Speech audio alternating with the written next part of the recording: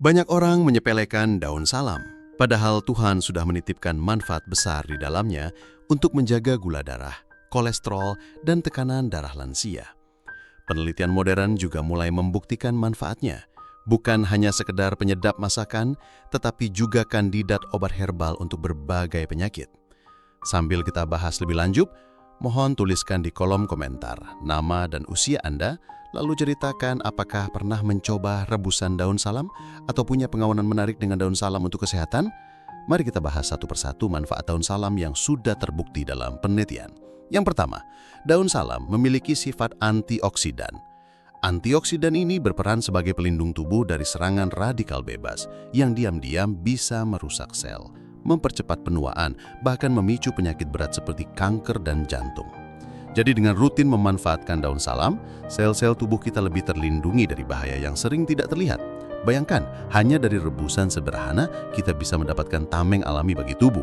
Yang kedua, daun salam punya kemampuan anti-diabetes. Bagi penderita gula darah tinggi, ini tentu kabar yang sangat melegakan. Dalam penelitian, ekstrak air dan metanol dari daun salam yang diberikan pada tikus diabetes selama 21 hari mampu menurunkan kadar gula darah secara signifikan. Mekanismenya ternyata cukup menarik. Daun salam bisa menghambat enzim yang memecah karbohidrat menjadi gula sederhana sehingga kadar gula tidak langsung melonjak. Selain itu, daun salam juga membantu mengurangi penyerapan gula di usus dan mendorong otot-otot kita lebih aktif mengambil gula dari darah. Bahkan, ketika dipadukan dengan sambiloto, efeknya makin kuat, bekerja bersama-sama menjaga kestabilan gula darah.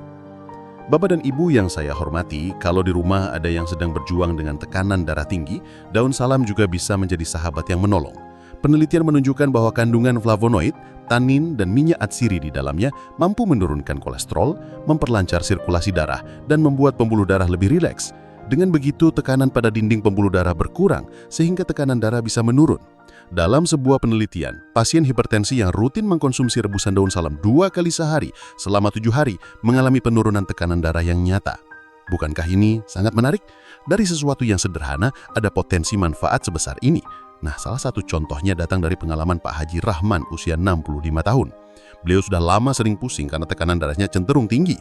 Setelah rutin minum rebusan 5 lembar daun salam 2 kali sehari selama beberapa minggu, tekanan darahnya mulai lebih stabil, pusing berkurang dan tubuh terasa lebih ringan. Walaupun tetap kontrol ke dokter, beliau mengaku lebih tenang karena ada perubahan yang benar-benar ia rasakan. Tidak hanya itu, daun salam juga membantu menurunkan kadar kolesterol. Flavonoid di dalamnya mampu mencegah oksidasi kolesterol jahat, sedangkan saponin membantu membuang lemak lewat urin. Rebusan daun salam terbukti menurunkan kolesterol total, terutama pada mereka yang memiliki kolesterol tinggi. Bahkan, pada hewan percobaan, ekstrak daun salam mampu mencegah kenaikan kadar LDL, si kolesterol jahat itu.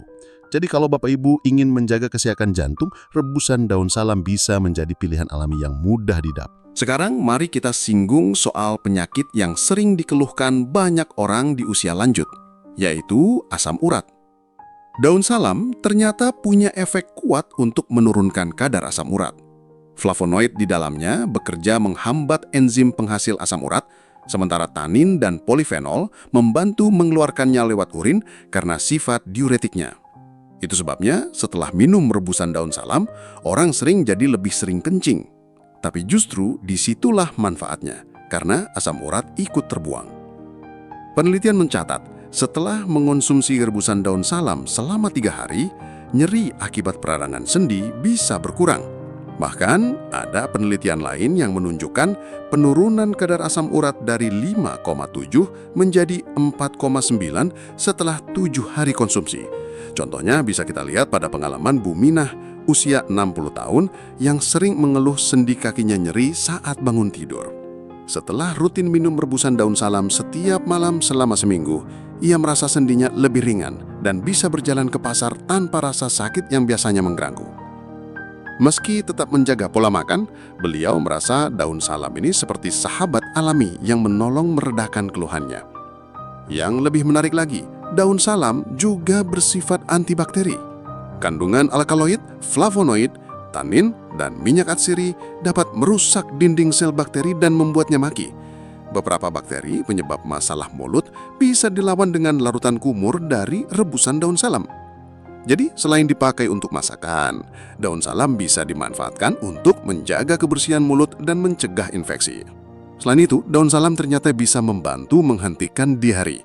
Ekstrak etanol daun salam menunjukkan efek yang sebanding dengan obat diare standar karena dapat mengurangi pergerakan usus yang terlalu aktif. Jadi tidak berlebihan kalau daun salam dianggap sebagai salah satu tanaman serbaguna untuk berbagai keluhan kesehatan. Sekarang, mari kita lihat bagaimana cara penggunaan daun salam yang sederhana tapi efektif.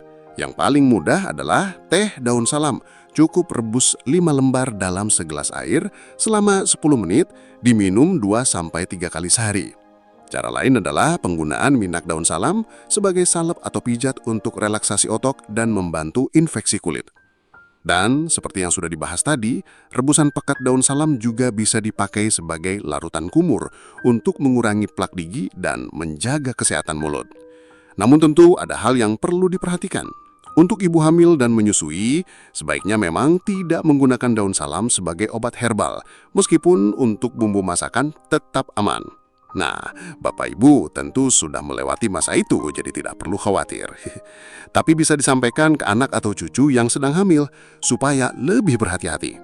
Kita cukup mengambil manfaatnya dengan bijak, tanpa berlebihan. Orang yang punya alergi juga harus hati-hati, karena bisa muncul reaksi seperti gatal atau ruam. Jangan pula mengonsumsi secara berlebihan karena bisa menyebabkan gangguan pencernaan atau bahkan keracunan. Dosis yang aman adalah sekitar 5 lembar sekali rebus, diminum 2-3 kali sehari. Jangan lebih dari itu. Ingat, segala yang berlebihan pasti tidak baik. Kalau menurut Anda informasi ini bermanfaat, silahkan tekan tombol like dan subscribe agar tidak ketinggalan pembahasan menarik lain seputar kesehatan. Dan siapa tahu di video berikutnya kita akan membahas tanaman sederhana lain yang ternyata menyimpan rahasia besar bagi kesehatan.